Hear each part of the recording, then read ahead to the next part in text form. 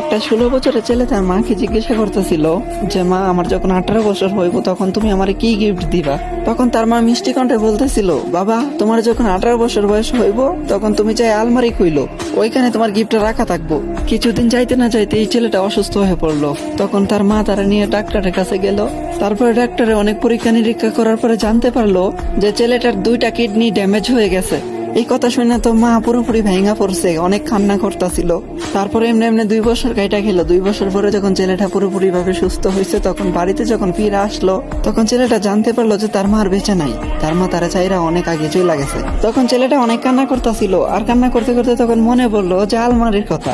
তখন সে আলমারির কাছে যায়, আলমারিটা কইলা দেখলো ওইখানে একটা গিফট বক্স রাখা। যখনই গিফট বক্সটা ওপেন করলো তখনই দেখলো ওইখানে একটা চিঠি রাখা। আর এই চিঠিতে লেখা ছিল, এ আমার কলিজার টুকরা, আরে ওই আমার কলিজার টুকরা, তুমি যখন অসুস্থ হয়েছিলা তখন আমি তোমার ডাক্তারের কাছে নিয়ে গেছিলাম। তখন ডাক্তারে বলতেছিল যে তোমার নাকি 2টা কিডনি ড্যামেজ হয়ে গেছিল, তুমি নাকি আর বেশি দিন দুনিয়ার আলো দেখতে পারবা না। তখন আমি এই সিদ্ধান্তটা নিছি যে আমার 2টা কিডনি আমি তোমার দিয়ে দিমু। হাই, এখন কি ভাবা যায়, মা তো মাই হয়, তাই না? হে আমার কলিজার টুকরা, তোমার কি মনে আছে